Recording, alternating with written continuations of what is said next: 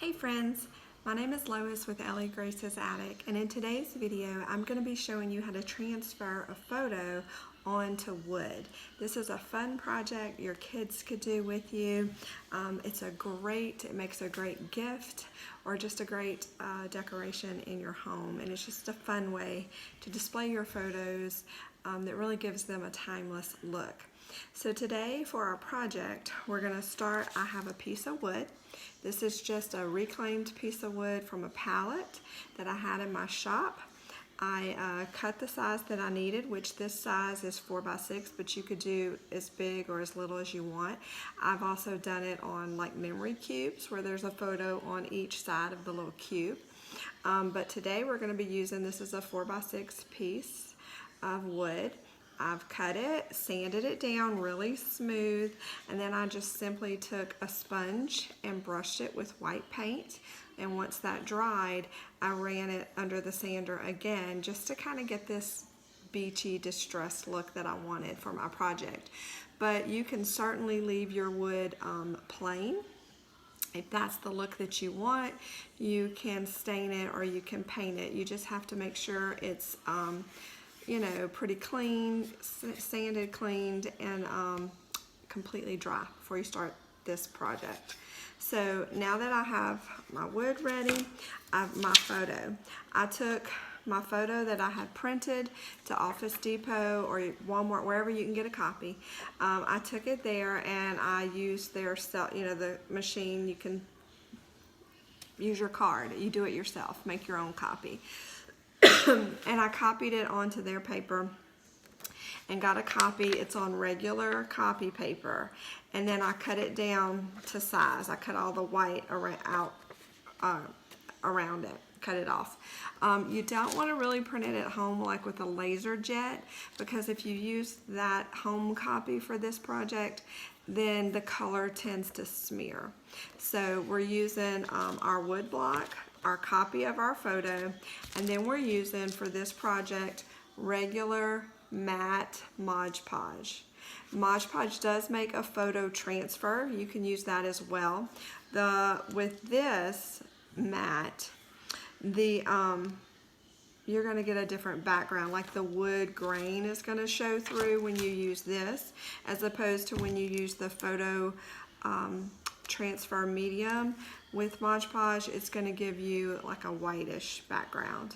So you're still going to get a good transfer. It's just going to have a different background.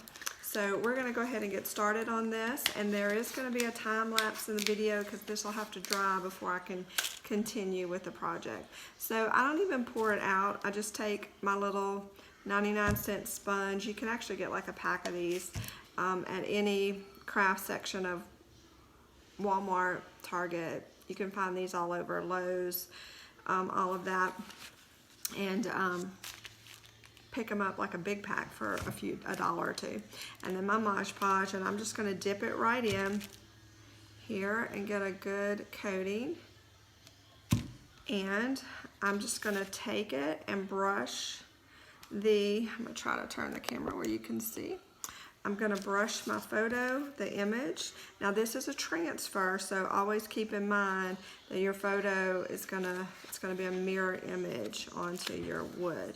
So I'm just going to brush generously onto my image. It's okay if you get a little onto the board, that's totally fine. And you might need to dip again. I'm going to brush very generously onto my image, the Mod Podge,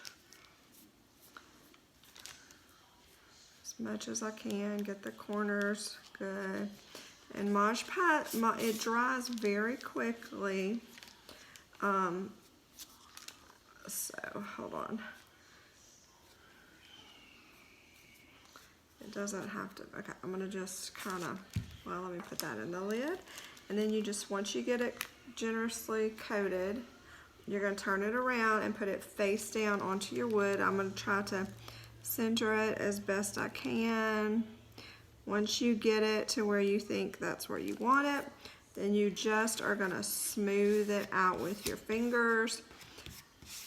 You can use like a credit card or a spatula. You just want to smooth it out, get all the air bubbles out, okay?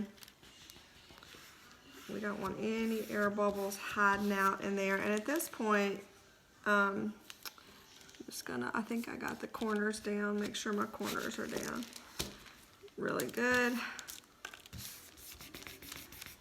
And I'm just gonna kind of, to ensure, go over it a few times to ensure there's no air bubbles. So that's what you have. That's the first step, okay? Now we're gonna need to let this dry for probably a couple of hours. It does dry quickly, but for the next step, it's gonna involve water. And so you wanna make sure that it's really good and super completely dried. The best case scenario would be to leave it for 24 hours, like do this step and then, you know, the next day finish.